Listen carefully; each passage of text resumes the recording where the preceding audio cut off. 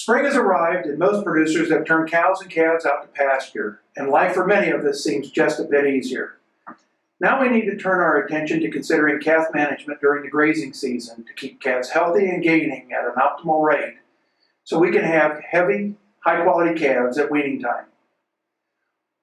Welcome to this edition of the Beef Roundtable. I'm Dr. Ron Lumenager, Beef Extension Specialist at Purdue University in West Lafayette, Indiana. The Beef Roundtable is recorded live and edited to fit the time constraints of the program. The programs are available at the Beef Magazine website, youtube.com, as well as www.beefroundtable.com. And I'm Bert Rutherford, Senior Editor of Beef Magazine in Amarillo, Texas. Our first guest today is Lisa Peterson. Lisa's been the Beef Quality Assurance Specialist with North Dakota State University's Extension Service and at NDSU's Dickinson Research Extension Center since 1999. Lisa earned a bachelor's degree from Colorado State University, home of the Rams, where she dual majored in ag business and animal science. And she earned her master's degree in farm and ranch management and livestock production. Livestock production really is in Lisa's genetics. She's the fourth generation raised on her family's cow, calf, and sheep operation, located near the southwestern Colorado town of Durango. Lisa's married to Chad, and they raised registered and commercial red Angus on Chad and commercial and registered quarter horses on Chad's family ranch in north central South Dakota near Firestone. Lisa works with producers and youth of all ages to teach them about the importance of producing the safest, highest quality, and most consumer-friendly, consumer-acceptable business. Lisa has been recognized as the 2016 National Cattlemen's Beef Association's DQA Educator of the Year. Our second guest is Dr. Larry Hollis, DVM. Larry is a graduate of Texas A&M University College of Veterinary Medicine. Dr. Hollis spent 4 years in private practice, first as an employee and later as a clinic owner in the Texas Panhandle, where he was heavily involved with cow, calf, and stocker production medicine and feedlot consultation. He received a Master's of Agriculture degree in Beef Management and Nutrition from West Texas A&M and worked as a technical service veterinarian for Syntax Animal Health and Pfizer Animal Health, and then became the extension educator in beef veterinary medicine at Kansas State University in 2002. Dr. Hollis recently retired from Kansas State University and moved to Tyler, Texas, where he is a private beef health management consultant. Larry and Lisa, let's begin our discussion by identifying what you think are the health issues that producers need to consider for their nursing calves and their stocker calves once they get them turned out on grass. My major concern would be just looking ahead to when we're getting ready to wean them. But anywhere during the growing phase, we can have pneumonia problems in these calves. And we could also, might still have some remnants of scours. But my major concern is with pneumonia. With summer pneumonia, while they're still on the cow, and with pneumonia occurring when we wean them, especially in retained ownership, preconditioning type situations. I would agree with Dr. Hollis. I think some major issues that cow-calf producers need to be thinking about are maybe some local issues as well as to the pneumonia type issues. Here in the Dakotas, Saskatchewan, clear into Texas, we deal with anthrax often, starting about this time of year. And so, if you're in an area that anthrax is prevalent, maybe we need to be thinking about anthrax vaccination as well, looking for some water issues. And really, I think we need to think ahead to the end goal. Are you going to wean those calves on a truck, sell them straight off the cow, and or are you going to background those cattle? And I think your situation and your management dictates a lot in how you deal with issues that may come ahead. And certainly in many areas looking at pink eye and foot rot as well. What about Clostridia? You know, some producers vaccinate when they go to grass, some producers hold off. Comment about Clostridia. I think Clostridials are one of the classes of organisms that we need to vaccinate against routinely. I like to do it as part of our calf foot vaccination program as we're going to grass.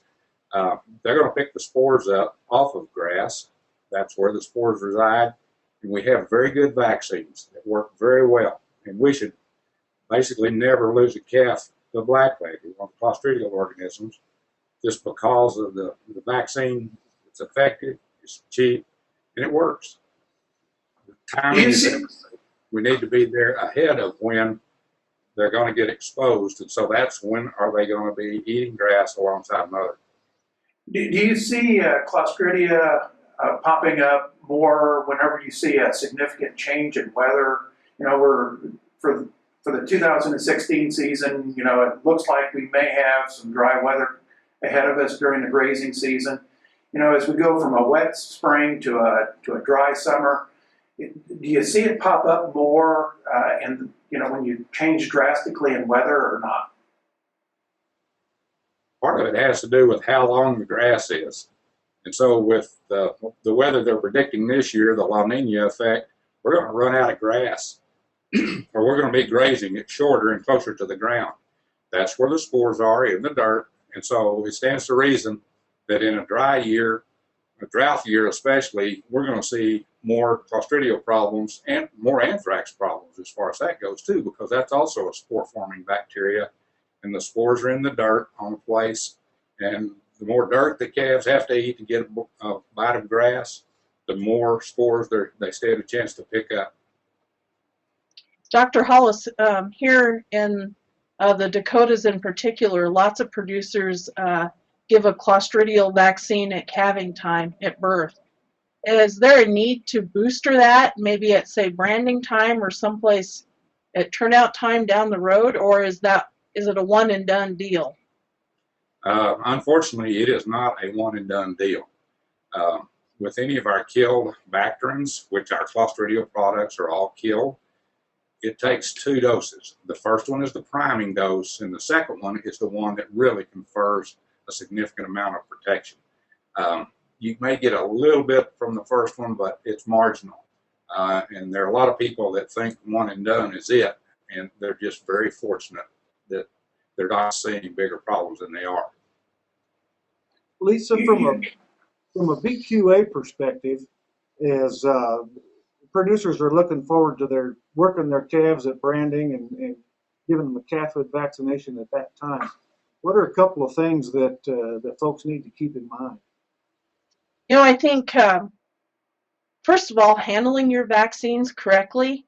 And in the Dakotas, especially in the western Dakotas and in the high plains and mountainous areas, big ranch areas, oftentimes we have what I call rope and drag brandings and workings. And, you know, I see vaccines sit out on top of coolers and, you know, on the ground, and they're exposed to heat and sunlight. And we know that temperature changes in sunlight are very detrimental to the efficacy of vaccines. So, you know, we have a big effort here in our state to make sure that producers handle those vaccines right when they're working cattle. So make sure that they're held in a cooler at a correct temperature, not too cold, not too hot, and then shielded from sunlight. And then the thing that I encourage my producers to do is to color code those products. And so make sure every calf gets what they need and not 2 of some and none of another, and which is easy enough to have happen, say a large rope and drag branding where lots of people are giving shots. And so certainly be sure to give those injections in the neck and follow the label instructions. If they need to be given subcutaneously, give those products sub-Q, or if they need to be given IM or intranasal, give them the way that they're labeled to give so that they'll work the best for you and your investment pays off. And the keeping them in the cooler is particularly important for those modified live products. Is that right? I think that, you know, from what I understand in the research that I read, that the modified lives are particularly more sensitive to temperature change, particularly after they're mixed. And one of the things that I encourage producers to do is to buy vaccines in smaller dosage bottles. And so instead of buying a 50 dose bottle, maybe we buy a 10 or 20 dose bottle so that we are potentially exposing fewer doses to the elements that may impact their efficacy that way. And I know at our own ranch we buy vaccine in 10 dose bottles so that we don't waste any at the end of the day, or we waste potentially less. One of the things that I had to with your modified live viral vaccine is they're super susceptible to sunlight. So the situation where we reconstitute the vaccine, and if that's on the tailgate pickup, and that's our working desk that we call our supplies, you'll kill, if you leave a modified live viral vaccine out there in direct sunlight, the direct sunlight will inactivate over 60% of the modified live virus particles in that bottle in 1 hour. And so you're already, with some of the vaccines, you're already underdosed at the end of an hour. And for sure, if you go 2 hours, it's basically you're injecting water with a few dead viral particles in there, and it'll never work for you. The other thing that I have really worked hard to teach producers here is that we should not use disinfectants on our needles. And some of those guys just try to be so clean and I think so sanitary that they have it in their head that they should disinfect the needle between every animal. And that really is hard on all of our vaccines. Those disinfectants can decrease the efficacy significantly. And so I always tell our producers, I appreciate the fact that you want to be clean and do things right, but please don't disinfect your needles with a chemical disinfectant. Do you have any recommendations on how many animals you vaccinate with a single needle? In the Guinness World Book of Records, it's probably thousands. And there are people out there who have attempted to set that record and beat the existing record that's there. That's one of the worst things that we can do, is to use a needle repeatedly. It's the second worst thing. The worst thing is to go into a bottle of product with a dirty needle that just came out of an animal. You go right back into the bottle, thereby potentially contaminating all the rest of that product. Doesn't matter what it is. It's an antibiotic. You contaminate it using that dirty needle going into the bottle. So we have several needle-related issues here. I've heard it said, don't vaccinate more than, or inject more than 10 animals, with a single needle. Is that a rule of thumb that anybody follows? I'd say there are a lot of people that follow that, and I'll also tell you that in a study that we did at Kansas State University on anaplasmosis, with one needle, we could transfer the anaplasm organisms to 6 out of the next 10 animals.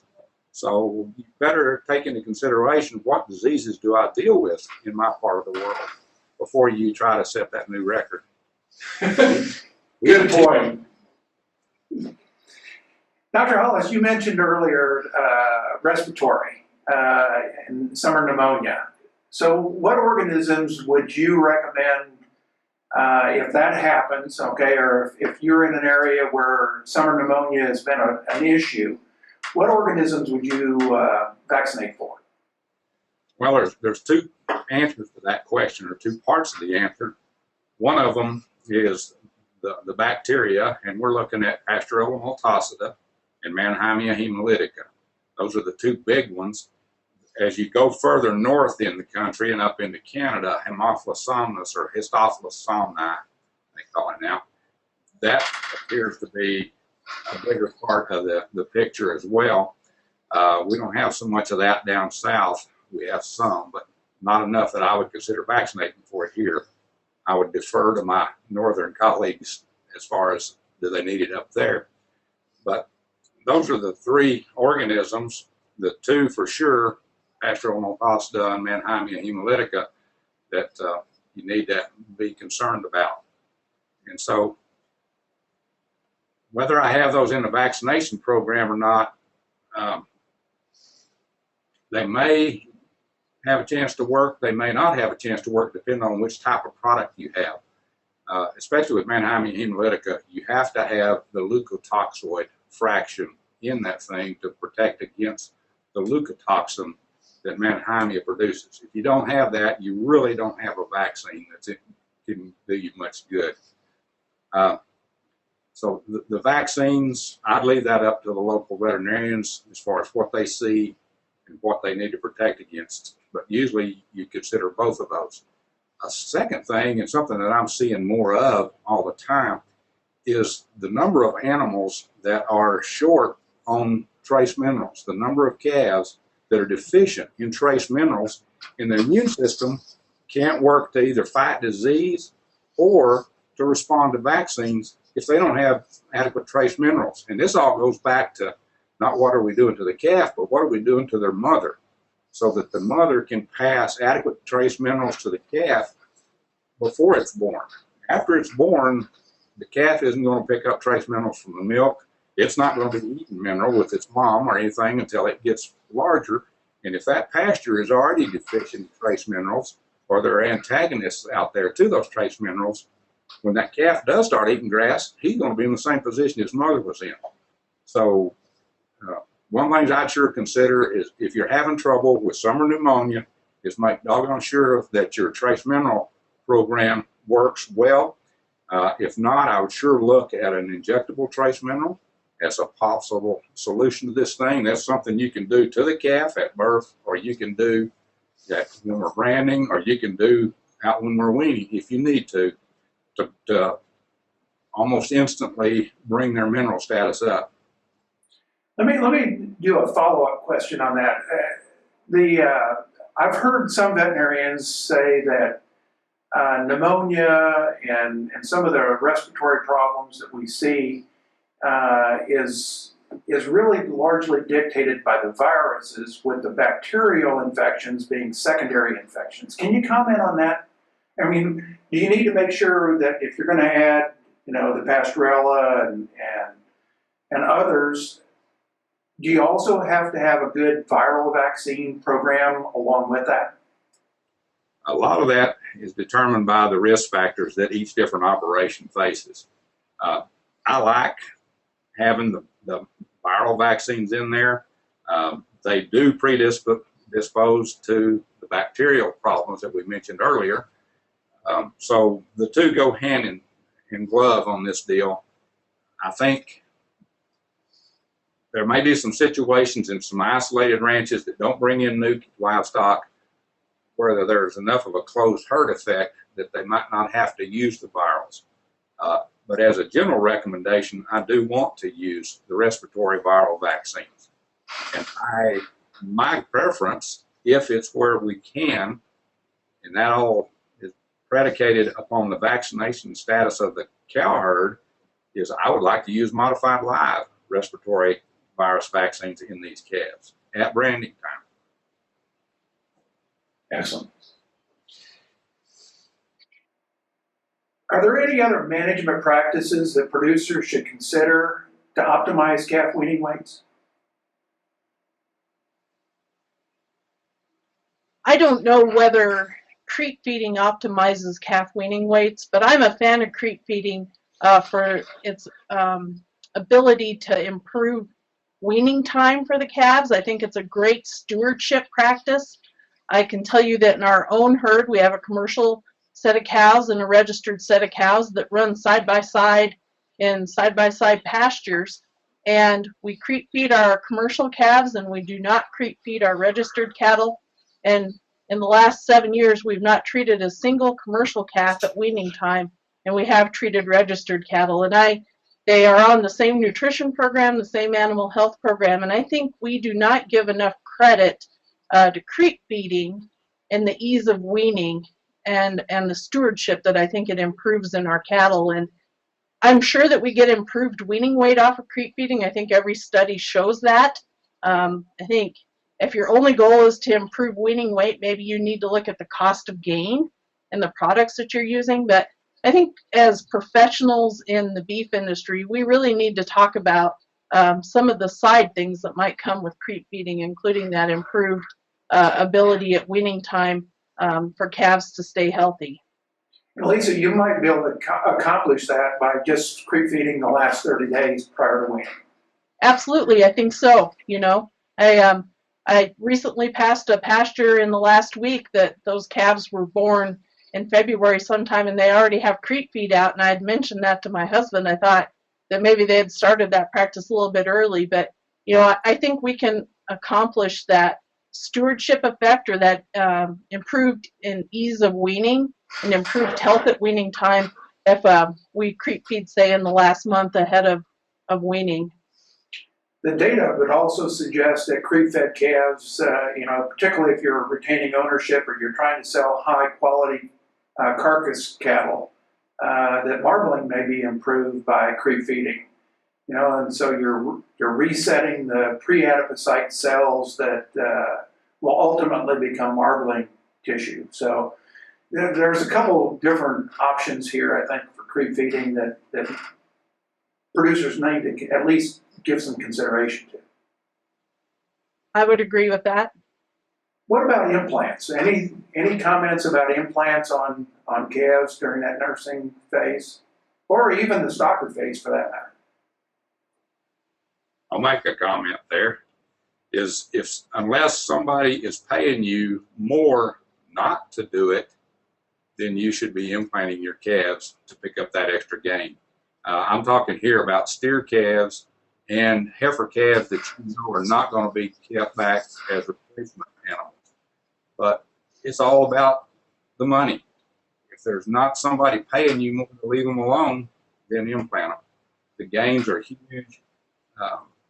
Performance is huge, and it's one of those things that puts money in the producer's pocket and produces more pounds of beef. Larry, I think you mentioned something about the non-replacement heifers. Comment about the replacement heifers, and Lisa, join in here in a minute. I like this from research that's been done in the past. There's mixed results on the replacement heifers, but it seems to me that all the research points that the earlier you do it, the more chance you have of having a negative effect upon the females. And so if I know I'm going to keep them for replacement, I would just as soon not mess with those. I want to see what those, what kind of mothers they can make on their own, how successful they breed on their own. I'll forego a few extra pounds, which, affects the onset of puberty, but I want her to show me what kind of mother she can be genetically.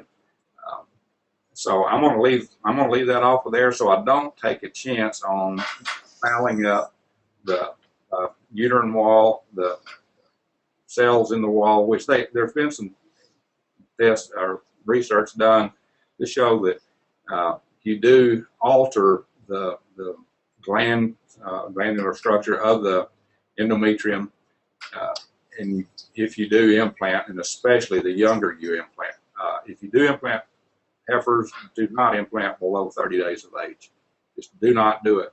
If you've got heifers there and they're going to be less than that, go ahead and implant them, because they're probably not going to make your replacements anyway.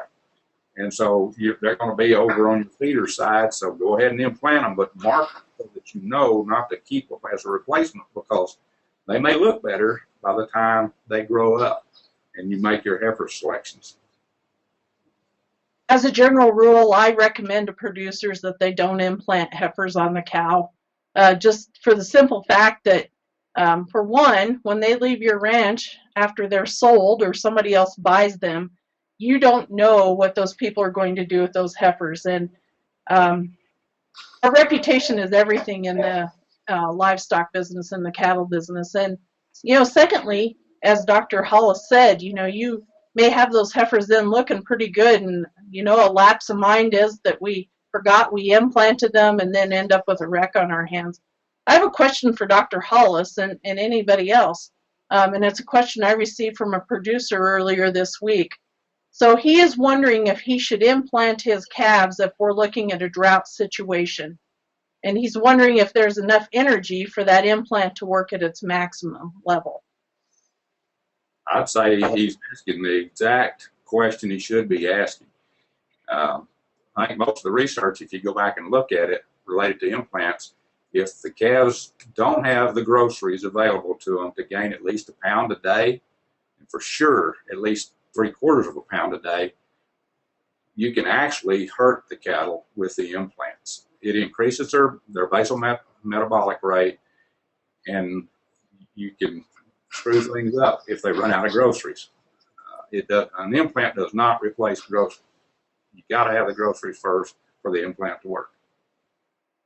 And I would agree with that. That would be my recommendation as well, is that if you've got a poor performing animal or an environment that creates poor performance, then an implant can actually be a negative. And the other thing that I would add is that, we talked a little bit about, these heifers might look a little bit better, particularly at weaning if they've been implanted. The problem is that by the time they get to be a yearling, okay, any growth advantage due to the implant has probably been lost. And if so, you've paid for an implant, you got a little bit more performance up to weaning time, but you retain her until a yearling, and the advantage is gone, and you have the potential negative effect on reproduction. I've seen a set of heifers that were implanted, they were cycling, but virtually none of them conceived.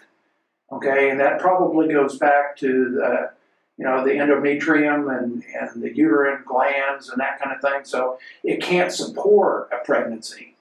And that's not 100%, obviously. There will be some heifers that will and some heifers that won't. But I think you run the risk of having a negative effect on reproduction.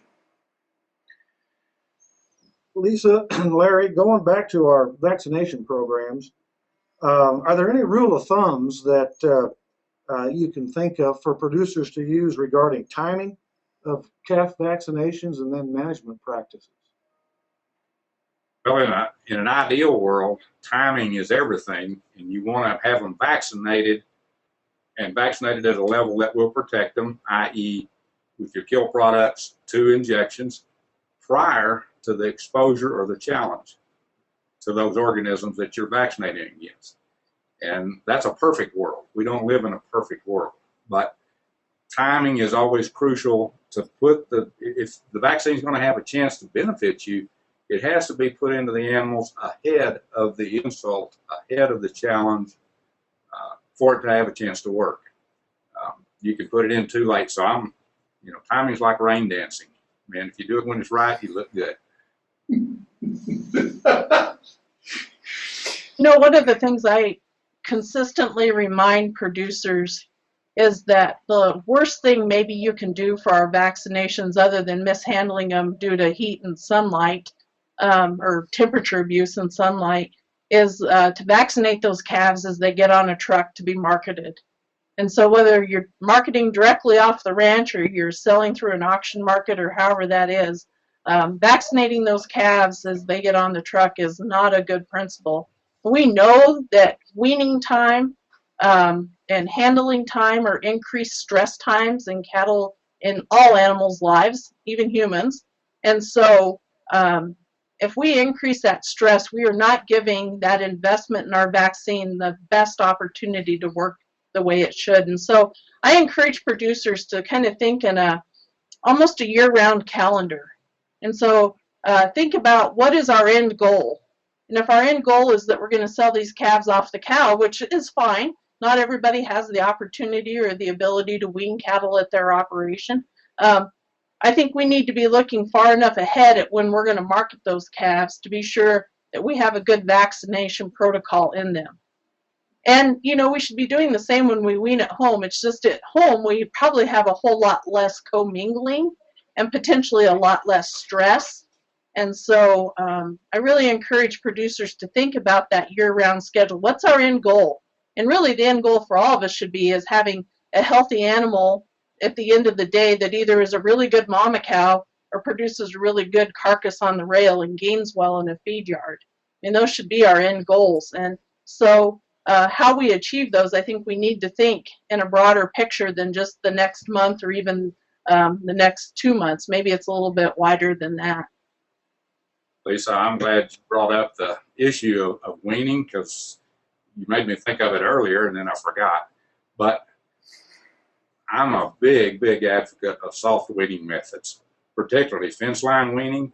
so that we can reduce stress, the stress of weaning, which is the biggest stress after they're born. It's the biggest stress on a calf's life. And so if we can use a soft weaning method, fence line weaning, or the nose flap weaning method, either one of those pays huge dividends in getting that animal weaned before they put him on the truck. I hate truck on the way to town weaning. It gives our industry a black eye. It is not the way we need to be doing things. I would agree with that. I think we have a lot of opportunities to improve our weaning management in this industry, and especially, you know, I'm fortunate enough to live close enough to Canada and see their innovations in weaning, and they really, I think, have come up with some very unique, good ideas for improving weaning on ranches. And I think they're strategies that we don't need a huge set of corrals, and we don't need a bunk line feeding system and all the rest of that. I think they're just some really nice opportunities. I have a producer, in fact, now that is weaning his calves out on corn stalks. His heifer calves, he's keeping them back. He runs those cows and calves out on the corn stalks until they're a little bit older. Then he pulls those cows in to the corral, which is not what we'd normally think about doing, I think. And he leaves those calves out on corn stalks, and those calves are so used to eating on those stalks that he has had virtually zero sickness, very little bawling, and very little stress. And I think it's a very unique way to look at weaning. And I think we need to start looking outside the box a little bit at our weaning strategies, Dr. Hollis. Hey, any last comments either of you might have, or take-home messages that you think are important for our producers on calf management as we head into grazing season? Just pray for rain. I would agree. You know, I think producers, it's a nice time for us to look at our whole herd management. And so maybe looking at those parasite loads, and, you know, I get lots of calls here in about a month on dealing with flies and some of those fly management strategies. I encourage producers to have that visit with their veterinarian. I think we have some technologies today that will work well if we use them appropriately and judiciously. I think one of the things that we fail to talk about is our herd bull health and vaccination protocol, because they're with those calves almost as long as their mothers are in some cases. And so I think we need to think long term about preventatively vaccinating those herd sires that come into our herds the same way we would our cows and calves, and having that discussion with our herd veterinarians as well. And then think about biosecurity. And I think that's one of the major reasons why we need to visit with our veterinarians about our herd health plan. In the last 5 years, we've moved a lot of cattle in this country. I think Texas lost millions of head of cows. A lot of those came north into the Dakotas. And even though they were probably quote unquote disease-free, no animals are disease-free. We all carry some disease. And so I think we need to have maybe a good discussion with our practitioners about our whole herd health plan for the year, so that we can optimize our vaccinations and our preventative health plan and have the healthiest cattle that we absolutely can. That about wraps up this edition of the Beef Roundtable. Bert and I would like to thank our guests Lisa Peterson and Dr. Larry Hollis for their insight into calf management during the grazing season. Please join us again next month for another Beef Roundtable discussion. It's going to be a great program. Until next time, Bert and I hope you have a safe and rewarding month.